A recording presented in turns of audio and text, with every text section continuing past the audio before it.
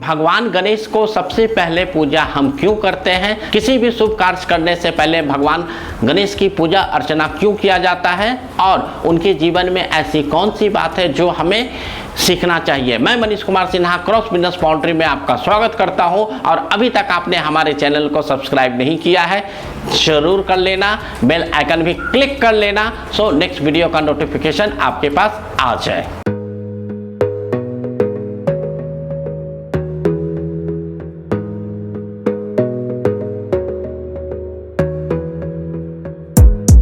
Gotta focus on yourself, on your faith, on your dreams, on your mind, on your health, yeah.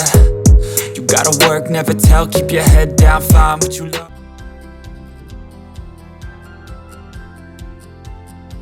भगवान गणेश जो माता पार्वती और भगवान शंकर के पुत्र हैं और हम जब भी कोई शुभ कार्य करते हैं तो उनका पूजा अर्चना सबसे पहले करते हैं, उनको सबसे पहले याद करते हैं, उनको सबसे पहले स्मरण करते हैं।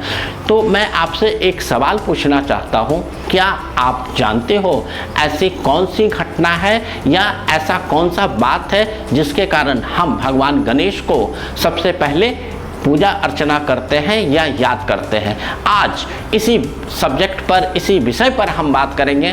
जहाँ तक मैंने स्टडी किया वहाँ से दो घटनाएं निकलती हैं और दोस्तों आपसे सिर्फ ये बात करना चाहता हूँ कि इसके अलावा आपके पास भी कोई संदर्भ हो, कोई घटना हो तो आप हमारे साथ ज़रूर डिस्कस करें सो हम दोस्तों दर्शकों को और भी कुछ जानकारी दे सकते हैं।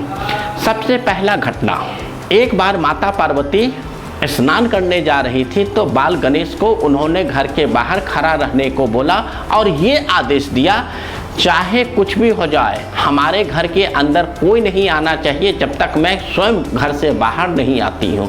उसी समय भगवान शंकर घर के पास आते हैं और कहते हैं बाल गणेश को कि पुत्र मुझे अंदर जाने दो।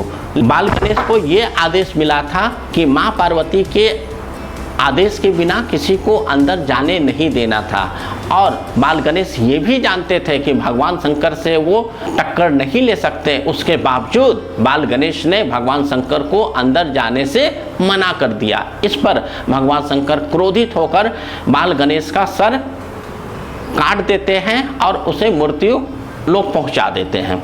इसके बाद जब माँ पार्वती आती है और अपने पुत्र को मृतक पाती है तो वो भगवान शंकर से कहती है कि या तो आप मेरे पुत्र को पुनर्जीवित कर दो वरना मैं पूरे दुनिया को भस्म कर दूंगी। इससे डरकर भगवान शंकर किसी भी तरीके से बाल गणेश को जीवित तो कर देते हैं लेकिन वो बाल गणेश का वो सर धड़ से नहीं लगा सकते क्योंकि ये देवताओं का एक रूल था कि जो सर और धड़ एक बार अलग हो गया वो एक साथ नहीं लग सकता। तो इसके कारण एक नन्हे हाथी का मृतक सर को गणेश जी के धड़ से लगा दिया गया। इस पर माँ पार्वती और क्रोधित हो गई कि मेरा पुत्र न किसी के साथ खेल पाएगा और लोग इसका उपहास उड़ाएंगे। इस पर भगवान शंकर खुश होकर बाल गणेश को एक वरदान देते हैं कि आज के बाद कोई भी शुभ कार्य होगा उसमें सबसे पहले गणेश का पूजा अर्चना किया जाएगा। गणेश के पूजा के बगैर ये कोई भी पूजा पूरा नहीं माना जाएगा।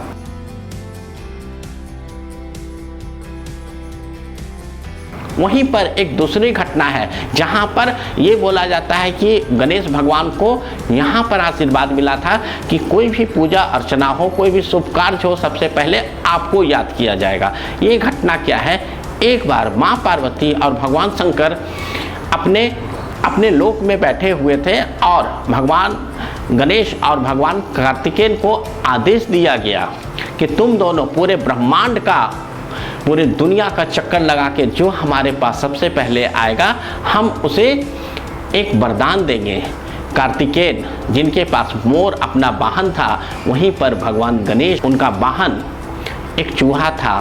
तो कार्तिकेय अपने मोर पर उड़ के पूरे ब्रह्मांड की दुनिया सैर पर निकल के और लौट के आ रहे थे। ये जानते थे कि गणेश खुद आलसी है और उसका वाहन चूहा भी आलसी है जो पूरा ब्रह्मांड, पूरी दुनिया का चक्कर मेरे से पहले नहीं लगा सकता। वहीं पर भगवान गणेश ने कुछ युक्ति सोची, कुछ सोचा और उसके बाद माँ पिताजी का ही एक प्रदक्षिणा करके वहीं पर हाथ जोड़ के कहता है कि माँ पिताजी आप ही मेरे लिए पूरी दुनिया हो और मैंने पूरी दुनिया का चक्कर लगा लिया। इस बात से प्रसन्न होकर भगवान शंकर ने आशीर्वाद देते हैं कि आज के बाद किसी भी शुभ कार्य करने से पहले तुम्हारा ही पूजा अर्चना होगा। तो इस तरीके से दो तथ्य हमें मिलते हैं जहां पर भगवान गणेश को ये आशीर्वाद दिया जाता है कि आपकी पूजा अर्चना सबसे पहले क्यों होगी।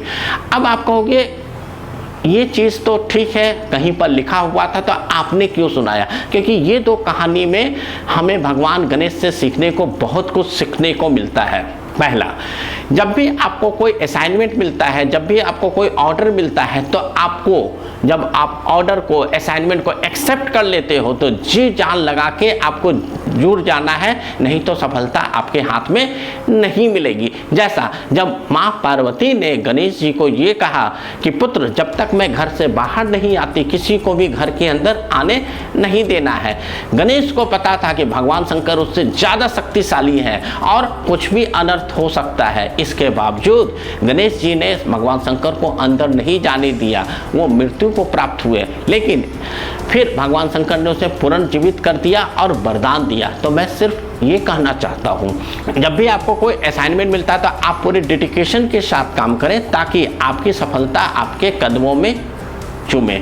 इसी तरीके से दूसरे असाइनमेंट में जब हम ये देखते हैं कि गणेश जी को ये पता था कि पूरी दुनिया का, पूरा ब्रह्मांड का चक्कर कार्तिकेय से पहले नहीं लगा सकते, तो उन्होंने दिमाग का इस्तेमाल किया और माँ पिताजी को ही पूरा दुनिया समझ के उन्होंने चक्कर लगा के अपना कार्य पूरा कर लिया। तो इस तरीके से जब भी आपको कोई कार्य भी मिलता है तो आप ये सोचो कि क्या इसका कोई ऑल्टरनेटिव बेस्ट ऑप्शन है, अगर हाँ तो लंबा कार्य करने से बढ़िया छोटा कार्य करें। तो इस तरीके से हम देखते हैं भगवान गणेश जो हमें ये शिक्षा देते हैं कि जब भी आपके पास कोई असाइनमेंट वर्क मिलता है तो आप उसको डेडिकेशन के साथ करें और साथ ही साथ अगर उसका कोई बेस्ट ऑल्टरनेटिव हो तो आप उस पर भी विचार करें, तभी सफलता आपके कदमों में चूमेगी।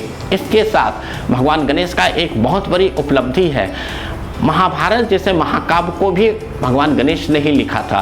वेद व्यास को लिखने का कार्य था लेकिन वो लिख नहीं सकते थे, इसलिए भगवान गणेश से सहायता मांगी गई और वेद व्यास बोल रहे थे और भगवान गणेश उसको लिखे जा रहे थे। ये कार्य किसी भी मनुष्य, किसी भी देवता के लिए असहज था, लेकिन भगवान गणेश ने एक्सेप्ट किया और जिस गति से वेद व्यास जी महाभारत महाकाव्य की रचना कर रहे थे उसी स्पीड से, उसी तेजी से भगवान गणेश महाभारत महाकाव्य लिख रहे थे। तो दोस्तों आज की वीडियो में इतना ही, लेकिन सिर्फ दो लर्निंग हमें याद रखना है। जब भी आपको कोई काम मिले पूरे डेडिकेशन के साथ काम करिए और उस असाइनमेंट को, उस वर्क को काम करने में अगर कोई ऑल्टरनेटिव बेस्ट सॉल्यूशन है आप जरूर ध्यान रखें। जब तक दोस्तों आप हमें आज्ञा दें और ये वीडियो आपको अच्छा लगा हो तो लोगों के साथ शेयर करें और हमारे चैनल को लाइक करें, सब्सक्राइब करें ताकि नेक्स्ट वीडियो का नोटिफिकेशन आपके पास आ जाए। जब तक के लिए नमस्कार, प्रणाम। Audio Jungle।